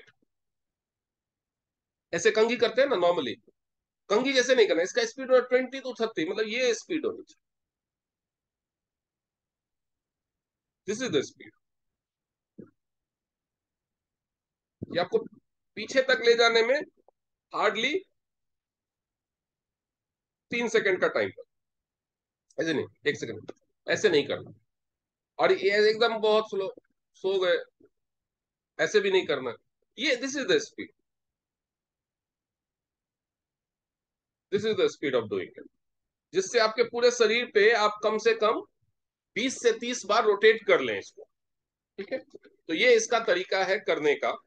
और यूजुअली अब जब आप शुरू करें तो पहली बार सेंटर में करें, एक बार लेफ्ट वन, अब समझे कि सिर पे 5 लाइन है, 2 लाइन हो गया सेंटर के, फिर ये चौथा लाइन, ये पांचवा लाइन, ध्यान दीजिए। शुरुआत किया, फर्स्ट लाइन पीछे गर्दन तक जाएगा, ये गर्दन की स्किन में टच होने लगे। सेकेंड लाइन, थर्ड लाइन कान के ऊपर से, फिर सिर के सेंटर के बगल वाला fourth line, then fifth line. This is the way of doing. इसको सीधा करना है, मतलब कुछ लोग शुरू कैसे करते हैं, हाथ आपका राइट साइड में है, यहां से शुरू करेंगे, यहां खत्म करेंगे, यहां से शुरू किया और इसका हाथ को अपना हाथ नहीं, हाथ हाथ आप सीधा भी रख सकते, पीछे जाना है गर्दन के एकदम सेंटर में। जब ऊपर से शुरू होगा तो गर्दन के एकदम सेंटर, क्योंकि अगर आप ऐसे करते रहेंगे और इस तरफ ऐसे करते रहेंगे तो ये बीच वाला हिस्सा जो पिछला हिस्सा है वो बच ही जाएगा हमें, वहां पे कभी जाएगा ही नहीं। जब आप किसी दूसरे को ये कर रहे हो तो ध्यान रखिए, आपका दूसरा हाथ, क्योंकि सर्किट पूरा करना है, वैसे तो ये खुद करना चाहिए। किसी भी पेशेंट को, अगर आप थेरेपी सेंटर भी चला रहे हैं, पेशेंट को खुद समझा दीजिए और खुद दीजिए करने के लिए, चाहे वो चेस्ट पे करना हो, फिंगर टिप्स पे तो खुद ही करना ही पड़ेगा और कोई उपाय नहीं है। लेकिन जब हम दूसरे को करते हैं, बहुत सारे लोग तो क्या करते हैं, खड़े हैं, बतिया रहे हैं और एक हाथ से लगे पड़े हैं। तो वो बंदे के हाथ में नहीं है, ये सर्किट कैसे पूरा होगा? तो जब आप दूसरे को थेरेपी दे रहे हैं, तो आपका ये जो पाम है ना, वो पूरी तरह से उसके स्किन में, कहीं उसका हाथ पकड़ लीजिए, उसके गर्दन पे रख लीजिए, कंधे पे रख लीजिए, बाह को पकड़ लीजिए, कहीं ना कहीं ये हाथ बहुत, एक उंगली टच कर देने से नहीं होगा, कहीं ना कहीं ये हाथ पूरी तरह से उसके स्किन के कांटेक्ट में होना चाहिए। नॉर्मली अगर आप चेयर पे बिठा के किसी को करते हैं, तो उसके पीछे खड़े होकर के कीजिए, सामने से मत कीजिए। अगर आप पेशेंट को थेरेपी दे रहे हैं, खासतौर पे पैरालाइज पेशेंट्स हैं, कुछ उनको देना पड़ता है, तो आप उसके चेयर पे उसको बिठाइए, उसके पीछे खड़े हो जाइए, पीछे खड़े होकर के आप अपने राइट हैंड से उसकी थेरेपी कीजिए, और लेफ्ट हैंड को यहाँ पे ऐसे पूरा सपोर्ट कीजिए। तो आपका ऐसे करने में ये गर्दन खींचेगा भी नहीं, आप इसको सपोर्ट कर रहे हैं, आगे भी नहीं झुकेगा, और ये थेरेपी आराम से होगी। आपका लेफ्ट हैंड उसके यहाँ पे चिन के पास ऐसे सपोर्ट करेगा, और राइट हैंड से आप उसको थेरेपी करेंगे।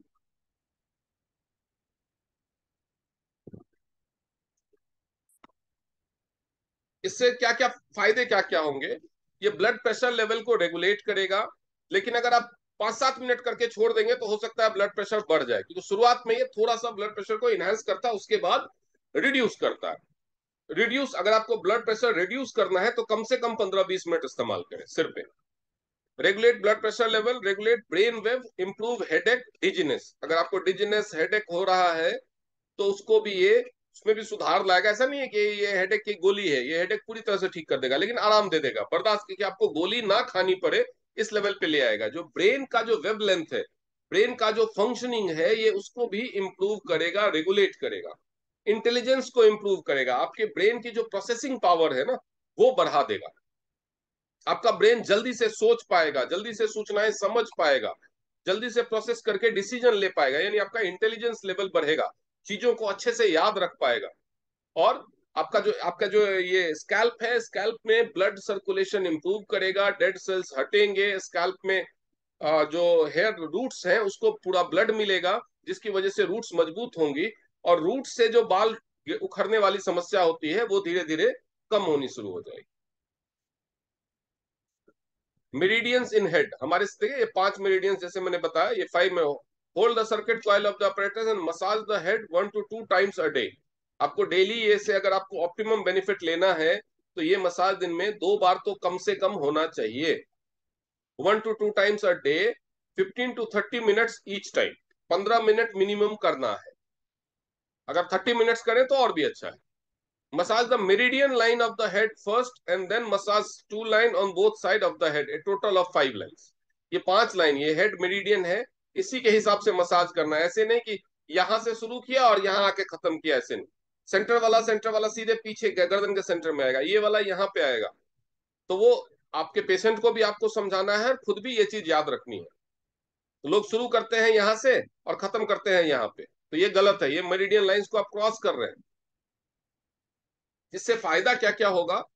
माइंड रिफ्रेश होगा, जो आपका ब्लड है वो साफ होएगा, और उसके अलावा ब्लड प्रेशर लेवल आपका रेगुलेट होएगा। हार्ट पे जब आप इसको मसाज करते हैं, चेस्ट पे, हार्ट, कई लोगों को कंफ्यूजन होता है कि बाई तरफ होता है, बाई तरफ में, ये सेंटर लेफ्ट में होता है, ये लेफ्ट हिस्सा है इसका, तो ये सेंटर के पास लेफ्ट में होता है, ये एरिया में होता है हार्ट। ये इस तरफ, यहाँ पे हार्ट नहीं होता बाई तरफ। Okay, holding the metal ring in one hand, जैसे इसको प्लेस करते हैं, place the apparatus directly on the skin near the heart. तो जहां पे आपका हार्ट होता है वहीं पे स्किन के ऊपर रखना है। और इसको, ये थेरेपी सबसे अच्छी होती है रात को सोते समय। सोते समय कपड़े उतार सकते हैं आप, कपड़े उतारिए, इसको यहाँ पे हार्ट जहां पे होता है वहां पे रखिए, और एंटी क्लॉकवाइज 15 से 20 मिनट इंटरमीडिएंट वाइब्रेशन ऑन करके इस्तेमाल कीजिए। इससे क्या होगा? आपका ब्लड प्रेशर लेवल रेगुलेट होगा, आपके जो हार्ट पे बर्डन है, जो छाती में भारीपन या दिल में जो भारीपन महसूस होता है, वो कम होगा। उसके बाद जो आपको एंजाइना, जो चेस्ट पेन, जो हार्ट की प्रॉब्लम से रिलेटेड चेस्ट पेन होता है, हार्ट अटैक का जो सिम्टम माना जाता है, उसमें भी राहत मिलेगी। और अगर आप रेगुलर एंजाइना आपको होता रहता है, चेस्ट पेन होता रहता है, हार्ट के पेशेंट्स को जिनको ब्लॉकेज वगैरह होती है उनको होता रहता है, तो वो धीरे धीरे ठीक होने लगेगा। चेस्ट में जो टाइटनेस है, और कोरोनरी हार्ट डिजीजेज जितनी उससे रिलेटेड जो समस्याएं हैं, या कोरोनरी हाइपरटेंशन जिसको बोलते हैं, जो कोरोनरी आर्टरीज में जो हाइपरटेंशन होता है, उसमें भी इससे राहत मिलेगी आपको। अब रिस्ट का मेरिडियन, जो रिस्ट पे मेरिडियन होता है वो रिस्ट के अगले 2 इंच को छोड़ के होता है। ये हमारी कलाई है, ठीक है। रिस्ट का जो मेरिडियन है वो यहाँ पे, तो रिस्ट का जो मसाज होता है वो या तो आप ऐसे यहाँ पे ऐसे करो या एंटी क्लॉकवाइज यहीं पे करो, लेकिन मसाज करना है 2 इंच आगे से छोड़ के। तो जब आप रिस्ट के मेरिडियन को मसाज करते हैं तो उससे आपको क्या बेनिफिट्स मिलते हैं वो समझ लेते हैं, ठीक है। यहाँ पे रिस्ट पे और उंगली पे 5 मिनट करना काफी होता है, ठीक है, और हल्का सा प्रेशर डाल के करना है, ठीक है। इससे आपका ब्लड वेसल्स डायलेट होते हैं और ब्लड प्रेशर रेगुलेट होता है। तो जिन लोगों को, जो भी जितने भी आपके पेशेंट्स हैं जिनको हार्ट की प्रॉब्लम है और वो लोग ब्लड थिनर ले रहे हैं, एस्पिरिन वगैरह, खून को पतला करने की दवाई, उनकी दवाई अगर आपको छुड़ानी हो तो फिंगर टिप्स पे करना और रिस्ट पे करना बहुत ही फायदेमंद है। इवन जो डायलिसिस के पेशेंट्स हैं उनको भी फिंगर टिप्स वाला और ये वाला, क्योंकि उससे ब्लड, जो आपका ब्लड वेसल है वो डायलेट होता है, तो ये इससे फायदा होता है। उसके बाद बैलेंस, बायोइलेक्ट्रिसिटी। बायोइलेक्ट्रिसिटी तो ये शरीर पे कहीं पे भी हो तो बैलेंस करेगा, और हार्ट के फंक्शन को भी ये बैलेंस करता है, रेगुलेट करता है। स्क्रैपिंग थेरेपी, अब ये स्क्रैपिंग थेरेपी कहीं पे भी ये दूसरा बंदा ही कर सकता है, क्योंकि ये बैक पे होता है मोस्टली, जो हमारी मेरिडियन लाइंस हैं उसके ऊपर, जो मैंने बताया ना पीठ पे भी जो 5 मेरिडियन, एक तो स्पाइन के साथ होता है और 2 उसके लेफ्ट 2 उसके right, sorry 3 left 3 right, 6 meridian, जो facilitator holds the experiencers hand on the hand to hold the, जब भी दूसरा कोई करेगा तो देख रहे हैं हाथ को पकड़ के रखा है, पूरा पूरी तरह से पकड़ेगा, ऐसे नहीं कि उंगली टचा कहीं पे फॉर्मेलिटी के लिए टच करके रखा है, ऐसा नहीं करना है। और उसके both side of the experience back spine, spine के दोनों तरफ 3 लाइन समझ के, 3 लेफ्ट 3 राइट, ये करना है। तो जब आप इसको किडनी के ऊपर करते हैं तो आपको किडनी के ऊपर जब आप अंदर की तरफ इसको रब करते हैं तो जो किडनी का जो प्रॉब्लम्स है वो सॉल्व होना शुरू होता है, और डायलिसिस के पेशेंट के लिए ये बहुत जरूरी भी है और बहुत अच्छा भी है। बीपी तो रेगुलेट करेगा ही, एंटी ऑक्सीडेशन का भी ये इफेक्ट आपकी पूरी बॉडी में देता है। इसके बाद जो कूल्हे के पेशेंट्स हैं, जिनको कूल्हा बदलने के लिए बोला गया है, या जिसको बोलते हैं कि ये एवीएन की प्रॉब्लम है, अवास्कुलर नर्कोसिस, उनके हड्डियों में ब्लड सर्कुलेशन कूल्हे की हड्डियों में खत्म हो जाता है, हड्डियां काली पड़ने लगती है, कमजोर होने लगती है, फ्रेजाइल होती है, तो उनको कूल्हे वाले हिस्से पे भी इसका एंटी क्लॉकवाइज, पूरे कूल्हे वाले इस हिस्से पे, हिप्स के जस्ट ऊपर, इस तरफ गोल गोल, ये ऐसा नहीं करना है कि स्पाइन को पार कराना है, स्पाइन पे नहीं ले जाना है इसको, इस तरफ गोल गोल कर लिया 10-15 मिनट, इस तरफ गोल गोल कूल्हे पे कर लिया 10-15 मिनट, ऐसे करके आप थेरेपी कर सकते हैं एवीएन के पेशेंट्स को। ये बैक मेरिडियन सब देख सकते हैं, ये स्पाइन है, इसकी तरफ 2 इसकी तरफ 2, लेकिन आपको 3 लाइन लेनी है अगर आपको किडनी का भी फायदा लेना है, तो किडनी साइड में होता है। ये 5 मेरिडियन होता है, एक तो ये स्पाइन है, तो स्पाइन को आपको नहीं छेड़ना है, उसके राइट में 2 उसके लेफ्ट में 2, ये 5 मेरिडियंस पे 2-2 ये हो गया, और इसके अलावा किडनी का मेरिडियन, ये किडनी वाला, तो उस पे करना है। होल्ड द सर्कल आपको तो ये दो दो bladder meridian along the spine, according to the body situation, switch on off the vibration mode, ये वाइब्रेशन मोड में करना है। और सिर के अलावा कहीं पे भी अगर आप करें तो कॉन्टिन्यूअस वाइब्रेशन यूज करना है। कॉन्ट्रेस्ट वाइब्रेशन मतलब यूज कर सकते हैं, आपको जो कंफर्टेबल लगता है वो कीजिए, लेकिन जब भी सिर पे करेंगे तो केवल इंटरमिटेंट वाइब्रेशन, मतलब जो रुक रुक के जो वाइब्रेशन होता है वही करना है। स्पाइन के ऊपर डायरेक्टली इसको इस्तेमाल नहीं करना है। ये मेरिडियंस को ड्रेज करेगा, ड्रेज करेगा मतलब खखोरेगा, मतलब उसमें अगर कोई ब्लॉकेज है तो उसको हटाएगा। उससे क्या होगा, आपका इम्यूनिटी, मेरिडियन फंक्शन इंप्रूव होगा तो आपका एनर्जी फ्लो इंप्रूव होगा, एनर्जी फ्लो इंप्रूव होगा तो ब्लड फ्लो इंप्रूव होगा, उससे आपकी इम्यूनिटी इंप्रूव होती है, और जो कम्युनिकेबल डिजीजेज है लाइक फ्लू वगैरह, उससे बचाव करने में बहुत सुविधा होता है। आपके बैक के थकान को और शोल्डर नेक के थकान को ये रिलीव करता है, और इंटरनल ऑर्गन्स को रेगुलेट करता है। देन कम्स ब्रेस्ट मसाज, आप इसको ब्रेस्ट के ऊपर भी मसाज कर सकते हैं, खासतौर पे अगर किसी को ब्रेस्ट में लंप या ट्यूमर है तो वहां पे तो करना ही है। अदरवाइज ऑल्सो लंप या ट्यूमर नहीं है लेकिन कोई महिला चाहे तो अपने ब्रेस्ट पे को इसको टाइटली मत, लेकिन जब ब्रेस्ट पे आप मसाज करते हैं तो ब्रेस्ट को नीचे से एक हाथ से सपोर्ट करके होल्ड करना है, और उसके बाद इसको दबा के मसाज करना है, उस पर प्रेशर होना चाहिए, टाइटली करना है। Sir, apply the apparatus tooth tightly on the breast and massage in circular movement from down to up, तो नीचे से ऊपर ले जाना, and clockwise anti-clockwise with vibration mode on. The effect will be better. Regulate breast function, relieve breast discomfort. तो breast में pen हो, breast के फंक्शन में जो मिल्क ना आने की समस्या हो, या सैगिंग ब्रेस्ट हो, लटकने लगे हो, तो वो सारी चीजों में इससे सुधार होता है। स्लिमिंग मसाज, स्लिमिंग के लिए मैंने बताया कि कहाँ कहाँ से आप इस पे फ्लैप्स और क्या कहते हैं जो सेल्यूलाइट्स है वो रिमूव कर सकते हैं। तो टारगेट स्पॉट जैसे आर्म्स हो गया, नेक हो गया, आपका स्टमक हो गया या थाइज हो गया, वहां पे जहां पे भी करना है एंटी क्लॉकवाइज मसाज कर सकते हैं। इससे आपको वहां पे धीरे धीरे सेलुलाइट्स खत्म होने शुरू होंगे, वेट लॉस भी होगा और बॉडी की शेप भी अच्छी होगी, फ्लैप्स वगैरह खत्म होने शुरू हो जाएंगे। स्लिमिंग के लिए इसके साथ चिटोसन और स्पाइरुलिना को यूज कर सकते हैं आप। और इसके अलावा अदर हेल्थ मसाज कहाँ कहाँ पे ये इस्तेमाल हो सकता है? अगर आपको वेरिकोस वेन्स है तो आपको घुटने से लेके एंकल की तरफ ऊपर से नीचे काफ पे फोकस करते हुए करना है। ठीक है, एंटी क्लॉकवाइज राउंड लेते हुए नीचे आना, जैसे ये है तो ऐसे ऐसे घुमाते हुए नीचे आना है एंकल तक। खाली वहीं पे नहीं करते रहना है, घुमाते हुए नीचे आना है जहां जहां। उसके बाद अगर आपको लेग में स्वेलिंग है तो स्वेलिंग के केस में या डीवीटी के केस में जब डीप वेन थ्रोम्बोसिस होता है तो ये उल्टा है, तो ये नीचे से ऊपर जाएगा, तो ये नीचे से ऊपर जाएगा मसाज। अगर आपको मेंस्ट्रुअल पेन बहुत ज्यादा, क्रैम्प्स वगैरह हो रहे हैं पेट में, तो आप पीरियड्स के दौरान, तो वहां पे आप जहां पे क्रैम्पिंग हो रही है, वहां जहां पे पेन हो रहा है वहां पे आप मसाज कर सकते हैं। या फिर बॉडी के जिस पार्ट में, जहां शोल्डर में पेन है, कमर में दर्द है, घुटने में दर्द है, तो वहां पे आप मसाज कर सकते हैं। ये सुटेबल किस किस के लिए है?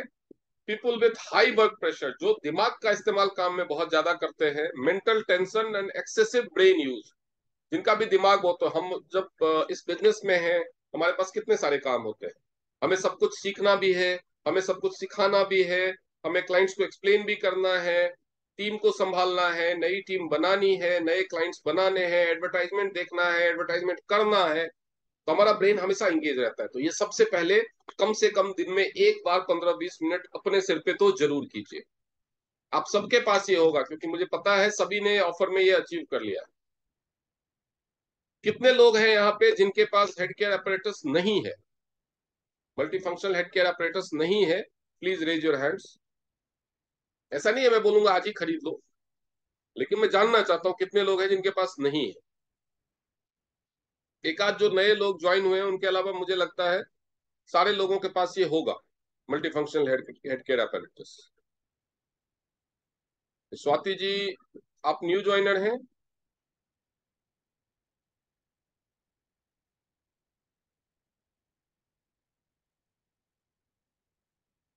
ओके, स्वाति जी हैं जिनके पास नहीं है, बाकी ऑलमोस्ट सबके पास है।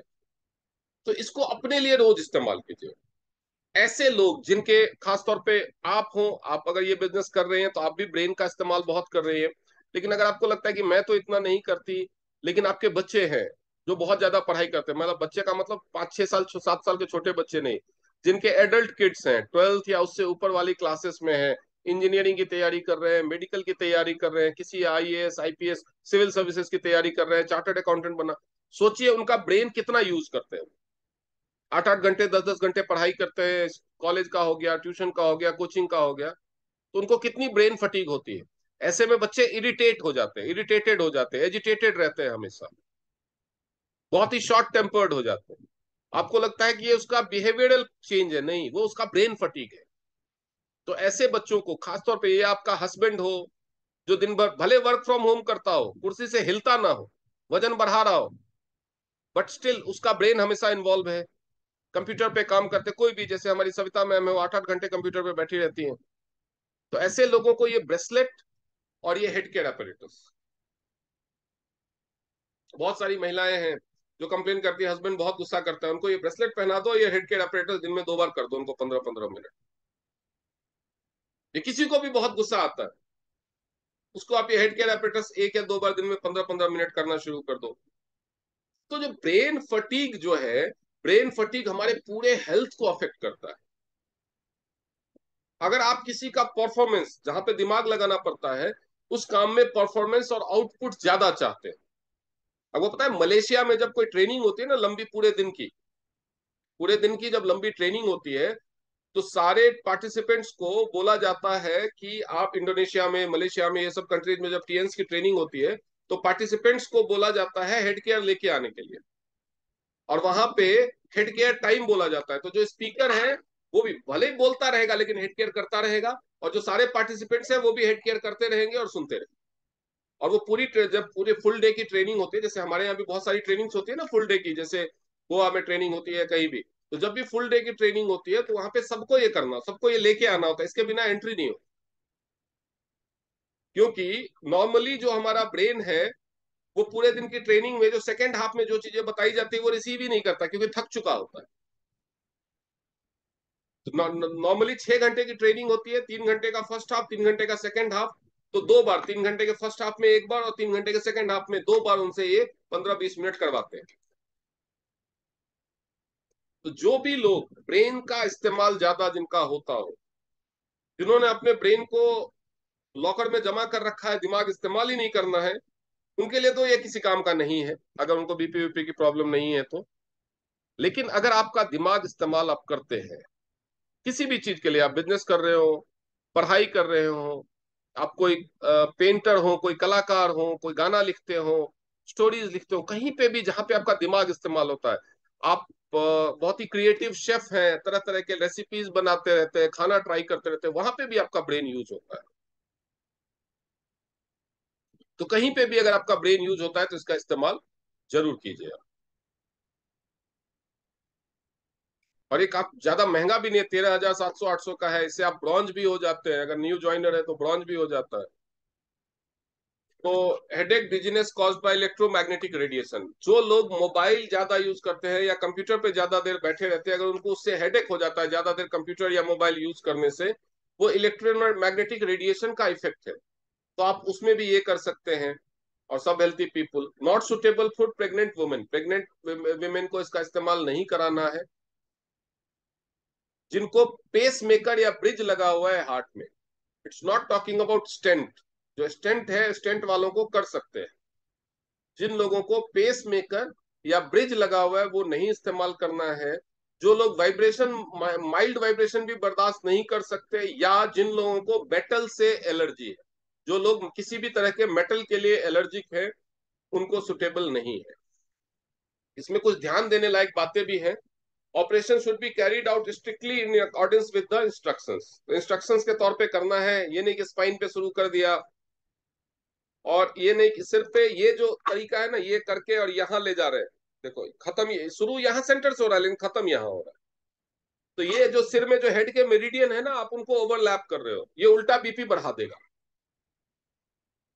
स्ट्रिक्टली वेरिकोस वेन्स में नीचे से खुद ही अपने हाथ से कर रहे हैं, तो नीचे से ऊपर लाना सुविधा लग रहा है, तो नीचे से ही ऊपर करना शुरू कर दिया, वो बढ़ा देगा। इसीलिए जैसा इंस्ट्रक्शंस है वैसे ही इस्तेमाल करना है, गलत तरीके से इस्तेमाल नहीं करना। Do not use this product in high temperature damp environment, अगर आपको पसीना आ रहा है बहुत ज्यादा, या बहुत ज्यादा टेम्परेचर है कहीं पे, तो वहां पे इस्तेमाल ना करें, बहुत गर्मी में इस्तेमाल ना करें, it can increase your blood pressure. Avoid the strong sunlight and gas corrosion, इसको बहुत तेज धूप में नहीं रखना है, गैस कोरोजन से बचाना है। Avoid long term directly stare at the laser light, आंखों से लेजर लाइट को बहुत देर तक लगातार देखना नहीं है। This is a house hold apparatus which is not suitable for business and other purposes, तो इसीलिए अगर आप थेरेपी सेंटर में इसको रखते हैं तो इसको केवल डेमो देने के लिए यूज करें, और कोशिश करें कि जो भी पेशेंट आता है उसको बताइए कि मिनिमम दिन में 2 बार यूज करना है, मिनिमम 3 बार यूज करें तो और भी अच्छा है। तो 3 बार तो आप थेरेपी लेने आओगे नहीं, ये ज्यादा महंगा नहीं है, ये खरीद लो, क्योंकि ये स्किन के साथ डायरेक्टली कांटेक्ट में आता है, तो ये स्किन एलर्जी और ये सब चीजें फैलाने में भी मददगार हो सकता है। इसलिए ये भी एक रीजन है कि इसको फैमिली यूज के लिए ही रखें। Avoid any foreign matter into the product, in the case of unwell feeling और abnormal condition please stop using and consult to the customer service in time. इसमें हो सकता है जो आपका गिर गया, कभी कुछ हो गया, तो हो सकता है कि आपका वीआईसी चिप ठीक से फंक्शन नहीं कर रहा हो। तो गिरने के बाद अगर ऑल्टर रिजल्ट्स आते हैं, जैसे आपने किसी को 15 मिनट थेरेपी किया, उसका बीपी कम होना चाहिए, उल्टा बढ़ गया, तो ये नहीं समझना है कि ये काम नहीं करता है। ये काम आपका हो सकता है गिरने की वजह से आपका जो वीआईसी सर्किट है वो डिस्टर्ब हुआ हो। अगर आपका वाइब्रेशन फंक्शन ठीक से नहीं आया तो हो सकता है आपका बायोनिक चिप चिप अपसेट हो गया। तो इन दैट केस इसको सर्विस सेंटर में भेजना है।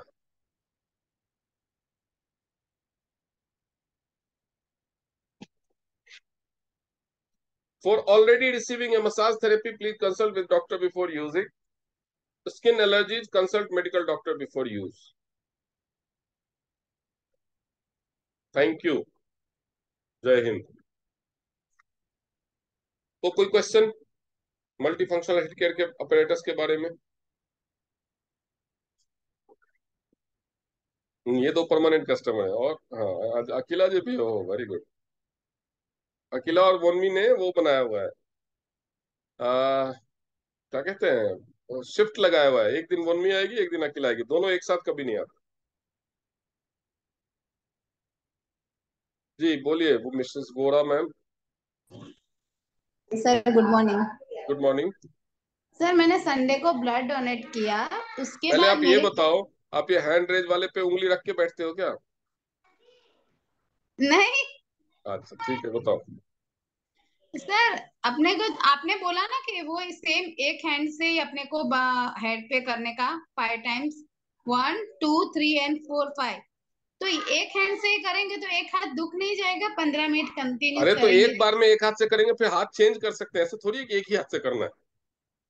अब जैसे तो। मैं करता हूं तो मैं कैसे करता हूँ, सेंटर में किया, तो राइट साइड में किया, ऐसे किया, फिर लेफ्ट हैंड में लिया, हाँ हाँ, हम ऐसे। लोग भी ऐसे करते हैं, ऐसे नहीं आपने कि बोला। 10 मिनट इस हाथ से कर लिया, इस हाथ को दुखा लिया, फिर इस हाथ से शुरू किया। अगर आप फ्रिक्वेंटली इंटरचेंज करते रहेंगे तो कोई भी हाथ नहीं दुखेगा आपका। और सर अपने हाथ में जो खून जमा हुआ हो उसके लिए हेड केयर कैसे यूज करने का? वो जहाँ पे जमा हुआ है वहीं पे एंटी क्लॉकवाइज मसाज करना शुरू। मेरा खून ऐसे ही जमा हो गया है, तो वो 3 दिन से काला काला हो गया उधर। तो वो तो फिर वहां पे सेल्स डेड हो गए हैं, लेकिन वहां पे मसाज करोगे रिलीफ होएगा। लेकिन और मसाज करने के बाद उसमें ना जो पेंटी लाइनर का चिप है ना, वो गीला करके चिपका दो। ओके, ठीक है।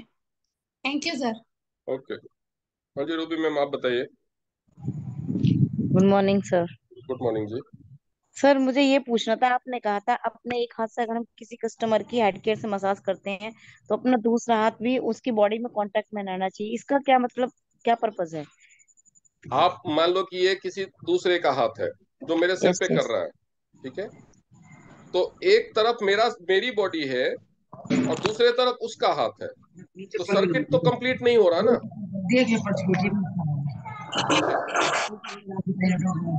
क्योंकि जब हम खुद में करते हैं तो हमारी बॉडी का लेकर के हमारी बॉडी में ही जा रहा है, तो ये यस सर। सर्किट कंप्लीट हुआ।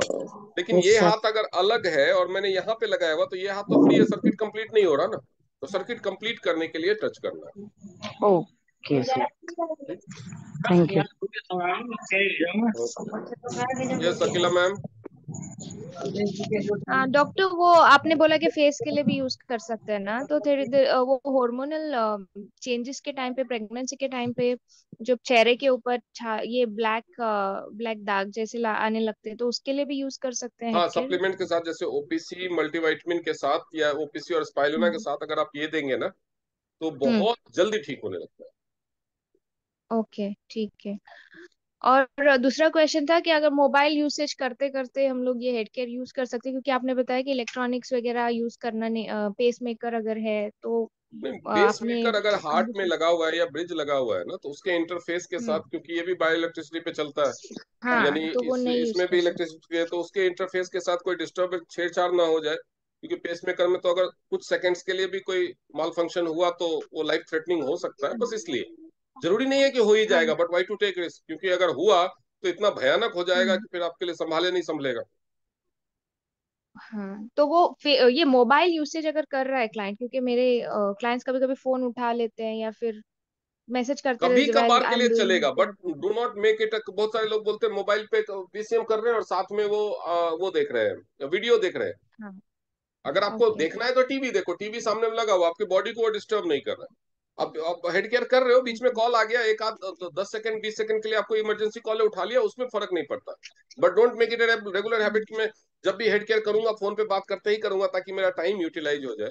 ये कोई फालतू का काम ओके। तो नहीं है ना कि आप ये टाइम यूटिलाइज कर रहे हो। You are taking your treatment. तो ठीक है, हाँ, कभी और एक कभार यूज चीज कर लेते लास्ट। हैं, उससे कोई फर्क, उससे कोई नुकसान नहीं। ओके, ठीक है। और एक लास्ट क्वेश्चन था कि आंखों के ऊपर आपने लास्ट टाइम एक बार बताया था कि आंख के ऊपर उंगलियां रख के हम लोग वो यूज कर सकते हैं। आंखों के तो ऊपर वैसे इरिस्पेक्टिव डायरेक्टली ऑफ। इसका फंक्शंस बहुत कम है, करना ही नहीं होता, बट आप कर सकते हैं। हम्म। लेकिन अगर आपको आंखों के ऊपर, मैंने कब बताया था, ये जो कॉर्नर में हमारे यहाँ पे जो ग्लैंड होता है ना, जिससे पानी निकलता है, जो आंखों में, आंखों को गीलापन देता है, हम्म। और जो प्रेशर हम्म। को रेगुलेट करता है, जिसकी वजह से ग्लूकोमा वगैरह हो जाता है अगर वो खराब होने लगे तो ऑप्टिकल नर्व में। तो अगर हमें वो हम्म। एक्चुअली वाइब्रेशन इसका ऑन करके हमें ये नाक के कॉर्नर में रखना है, यहाँ पे रखना है। तो आंखों पे उसका लाइट का असर ज्यादा ना जाए, तो दूसरी आंख भी बंद रखनी है, क्योंकि अगर आपकी आंखें आपकी खुली रहेगी तो लाइट आपकी आंखों के, तो दूसरी आंख भी बंद रखनी है और वाइब्रेशन ऑन करके ये कॉर्नर पे रखना है, ओके। ताकि यहाँ पे ओके। कॉर्नर में वाइब्रेशन मिले, तो वहां पे जो ग्लैंड होता है, जो आंखों में जो पानी आता है जिसकी वजह से आंखों में ड्राइनेस नहीं होती, उसको ये खोलता है। Okay. And it improves I site also, yes, अगर ऐसा डेली यूज करते हैं। Right. Okay, thank you eyesight improve करने के लिए तो ऑप्टिकल नर्व के लिए यहाँ पे करना है, तो उसमें आंखें बंद करने की जरूरत नहीं, ऑप्टिकल नर्व यहाँ पे।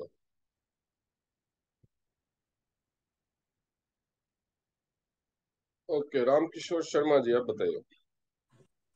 सर मेरा डाउट ये था कि can it show quick effects? Quick effects on what? Quick effect ये केवल बीपी और हेडेक पे ही दिखाता है, बाकी चीजों में इतना क्विक इफेक्ट नहीं है। पीरियड्स टाइम पे स्टमक क्रैम्प आते हैं तब? हाँ, पेन के केस में दिखाता है। Okay sir. नीला मैडम, आप पूछो। नमस्ते सर। नमस्ते जी। सर हाथी पगा जैसा पैर हो जाता है पंजे के भाग में, तो उस पर ये कर सकते उस हैं? पे कोई करेंगे, थोड़ा बहुत असर दिखाएगा, बट इसकी कैपेसिटी लिमिटेड है, उसमें बहुत ज्यादा, लेकिन उस पे करना है, उसमें लंबा करना पड़ता है, आधा आधा घंटा दिन में 2 बार करना है। सूजन कम हो सकता है हाँ, उसमें? सूजन कम होगा, बिल्कुल कम। सूजन तो कहीं पे भी हो, इसको आप यूज करो। अगर आप सूजन में, कई जगह सूजन होता है, चोट लगी उसकी वजह से सूजन है, वहां पे वाइब्रेशन ऑन करके करेंगे तो दर्द होगा। तो बिना वाइब्रेशन के भी अगर आप रखोगे ना, तो ये जो लाइट्स है ना, उसकी वजह से भी सूजन में कमी आने लगती है। Okay sir. अनिता मैम, आप पूछिए। हाँ सर, मैं ये पूछ रही थी कि मतलब कंटिन्यू कितनी देर तक यूज कर सकते हैं इसको? 30 मिनट्स तक। और सर मेरे को झाइया हो रही है, तो उस पे मैंने किया था तो उस पे रेशेस हो गए थे सर। उस पे आप कोई मॉइस्चर, क्योंकि ये स्किन में जो रगड़ता है ना, तो उसकी वजह से रैशेज हो जाते हैं। आपको कोई ना कोई मॉइस्चराइजर या कोई ऑयल लगा कर, ताकि ये आराम से फिसल सके। इवन जब वेरिकोस वेन स्किन में कहीं भी डायरेक्टली जब करते हैं ना, तो वहां पे कोई मॉइस्चराइजर या कोई ऐसा स्किन लगा कर करना है, और कुछ देर करने के बाद फिर इसको पोंछना भी पड़ता है, क्योंकि वो इस पे लेयर बना लेगा तो इलेक्ट्रिसिटी ठीक से फ्लो नहीं होगा। तो आपने मॉइस्चराइजर लगा लिया या कोई कोल्ड क्रीम वगैरह लगा लिया, स्किन पे कर रहे हैं, फिर उसके बाद थोड़ी देर बाद इसको एक ड्राई कपड़े में पोंछ लीजिए, या टॉवल रखिए, रुमाल रखिए, उससे पोंछ लीजिए, फिर कीजिए, फिर पोंछ लीजिए, ऐसे करके करना। ठीक है। और सर किसी को व्हाइट जो दाग रहते हैं सर, उसमें फिर मतलब वो वाइब्रेशन से करना है कि इसका जो? Vibration, vibration, vibration. जब भी इसको किसी दूसरे पे इस्तेमाल करें, एक बंदे पे इस्तेमाल करने के बाद दूसरे पे इस्तेमाल करने से पहले सैनिटाइजर से इसको, सैनिटाइजर डायरेक्ट स्प्रे कर सकते हैं, या सबसे अच्छा तरीका है एक सॉफ्ट क्लोथ रखिए, जैसे चश्मे वगैरह के कांच साफ करने वाले क्लोथ होते हैं ना, वो रखिए, और उसको सैनिटाइजर से गीला करके उसको पोंछ दीजिए। इसमें यूज करते करते इसके दांतों पे, इसके बीच में मैल जैसा बैठने लगता है, और ये काला हो जाता है, बड़ा ही शैबी दिखता है, और उसकी एफिकेसी को भी घटाता है। उसको साफ करने के लिए सबसे अच्छा है जो सेंसोडाइन का या किसी भी कंपनी का बहुत ही अच्छी क्वालिटी का जो सॉफ्ट सॉफ्ट वाला जो ब्रिशल वाला ब्रश आता है, टूथ ब्रश, वो रखिए, और उससे इसको क्लीन कर दीजिए। उसके बाद सैनिटाइजर वाले कपड़े से पोंछ दीजिए, ये चमक जाएगा। ठीक है। और कुछ दिनों तक यूज करने के बाद इसके जो ऊपर जो ये निकेल का जो कलर है ना, स्टील जैसा कलर है दांत का, वो हल्का पड़ने लगेगा, और उसके अंदर से कॉपर जैसा कलर आने लगेगा, तो वो उसका नॉर्मल कलर है। निकल के ऊपर पॉलिश है, उसमें घबराने की बात नहीं, उससे कोई फर्क नहीं पड़ता इसके इफेक्ट्स पे। जी पापड़ी मैम, आप पूछिए। Good morning sir. जी गुड मॉर्निंग। सर पीरियड्स के पेन पे विद वाइब्रेशन दो या without vibration? With vibration. With vibration. अच्छा, और थायराइड के पॉइंट के लिए तो यहाँ पे देना है 5 थायराइड मिनट के के पॉइंट लिए? के लिए यहाँ पे सिर्फ रखना होता है। वो थायराइड ग्लैंड में जो स्वेलिंग होती है ना, तो ये हाँ वाइब्रेशन हाँ। और ये लाइट की वजह से वो स्वेलिंग को कम करता है और उसके फंक्शन को वो ये पेनिट्रेट करके उसके फंक्शन, माइक्रो फंक्शन को इम्प्रूव करता है। तो उसमें मसाज नहीं, वैसे तो आप इधर से इधर मसाज कर सकते हैं, लेकिन मसाज नहीं भी करेंगे तो भी चले। पॉइंट में सर। वहां पे रखना है बस। With vibration. हाँ, वाइब्रेशन। और फेस में अगर मानो किसी का जैसे मसाज इसका करते हैं ना हम लोग। जो बीपी कम करने वाला और जो ब्लड वेसल्स के डायलेशन वाला इफेक्ट है, जो उंगली पे और कलाई पे करते हैं, बस वही दोनों जो इफेक्ट है वो विदाउट वाइब्रेशन अचीव किया जा सकता है। इसके बाकी सारे इफेक्ट के लिए वाइब्रेशन ऑन करना जरूरी है। जब आप सिर के ऊपर करेंगे तो आपको वाइब्रेशन को इंटरमिटेंट में रखना है। बाकी बॉडी पे आपको जैसा कंफर्टेबल लगे, कॉन्टिन्यूअस या इंटरमिटेंट आप यूज कर सकते हैं। ठीक है ठीक है सर। जी। पल्लवी मैम पूछिए। चुप हो जाओ दोनों बेटा, बिल्कुल चुप।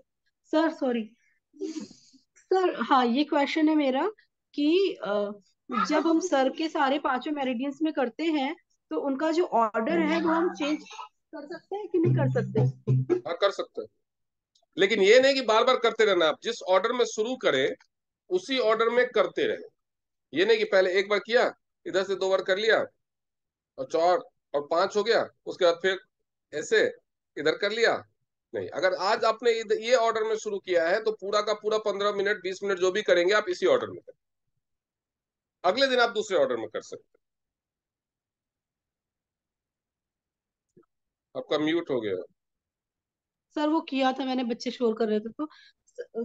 और सर मेरा दूसरा क्वेश्चन ये है कि क्या वो जो आपने बोला था अगर कोई और देता है, सपोज बच्चे देते हैं, तो वो दूसरे हाथ से ही पकड़े हमें?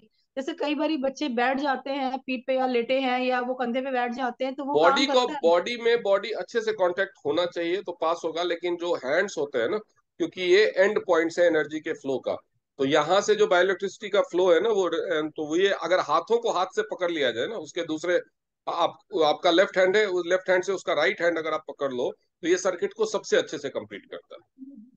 ओके। पेशेंट का राइट हैंड आपके लेफ्ट हैंड से पकड़ लीजिए, ये अपोजिट सबसे हैंड? अच्छा तरीका। हाँ, अपोजिट हैंड नहीं, पेशेंट का राइट हैंड अपने लेफ्ट हैंड से पकड़िए। हाँ, अगर कोई लेफ्टी है जो वो हेड केयर की थेरेपी लेफ्ट से दे रहा है, तब वो राइट लेफ्ट का कॉम्बिनेशन रखेगा। जो आपका हाथ फ्री है उस हाथ से उसका अपोजिट हैंड पकड़ना। ठीक है। ठीक सर है ये सर। कैसे पॉसिबल है? हम तो सर बंदे के पीछे खड़ा होकर कर रहे हैं ना। फॉर एग्जाम्पल ऐसे कर रहे हैं, मैं सीधा हाथ ये, तो तो मैंने मैं बोला ना, उधर से यहाँ पे उनका पकड़ हाथ लो, तो पकड़ूंगा। या तो यहाँ पे ये हाथ ऐसे रख सकता है ना, वो क्यों नहीं पकड़ सकते? तो फिर मान लिया मेरे को इसका करना, तो ये वाला हाथ मेरे को ऐसे पकड़ना होगा, राइट? हम्म। मतलब ऐसे। अच्छा। लेकिन अगर वो डिस्कम्फर्ट लग रहा है तो आप यहाँ पे पकड़ सकते हैं। ओके।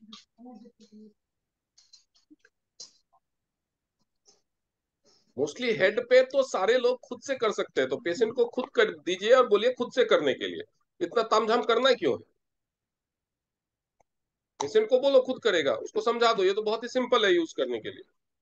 और अब जो पेशेंट बिल्कुल ही दिमाग से पैदल है या बहुत छोटा बच्चा है, बहुत छोटे बच्चों को तो नॉर्मली करना भी नहीं है। बहुत सर्टेन केसेस में ही, बहुत ही कम केसेस है जिसमें बहुत छोटे बच्चों को करना होता है। या जो पैरालिसिस वाले पेशेंट है, उसका हाथ वाथ काम नहीं कर रहा, मोटर न्यूरॉन डिसऑर्डर वाले पेशेंट्स हैं, या जो कोमा में पेशेंट्स हैं, उनको करना पड़ता है अतः, या फिर जब किसी के बैक पे करना है तब करना पड़ता है। अदरवाइज तो आपको पेशेंट को ही पकड़ा दो, बीपी का पेशेंट है वो कर लेगा, उसमें क्या दिक्कत? बोलिए मैम। सर वो जो मैंने पूछा था ना आपको, एक ऑटिस्टिक चाइल्ड है, उसको भी दे सकते हैं हम? हम्म उसको तो देना तो ही, उसको उसको तो थेरेपी, उसको तो देना इंटरमीडिएट ही है वो मैडम। उसको तो करके देना ट्रीटमेंट है? का एक्यूलाइफ और ये दोनों ट्रीटमेंट का हिस्सा है हाँ उसके। हाँ, तो उसको विदाउट वाइब्रेशन दूं या वाइब्रेशन के साथ दूं? बच्चा कितने साल का है? अगर 4 साल से ऊपर का है तो विद वाइब्रेशन दे सकते वो हैं, चार शायद साल से कम है तो। वो शायद 7 साल का होगा सर। हाँ, वाइब्रेशन के साथ दीजिए, इंटरमीडिएट वाइब्रेशन। ठीक है sir, thank you sir. Okay, आज टाइम ज्यादा हो गया है तो बिजनेस सेशन के लिए टाइम नहीं है, तो आज का सेशन हम यहीं खत्म करेंगे। कल फिर मिलेंगे कि नहीं, कल पता चलेगा। Thank you very much. वैसे तो 20 क्लासेस हो गई है, लेकिन 21 क्लासेस का मैं प्लान करता हूँ, लेकिन 21 में कभी संभलता नहीं है, 3-4 क्लासेस और होंगी, लेकिन इस महीने में खत्म कर देंगे। तो thank you very much and good night.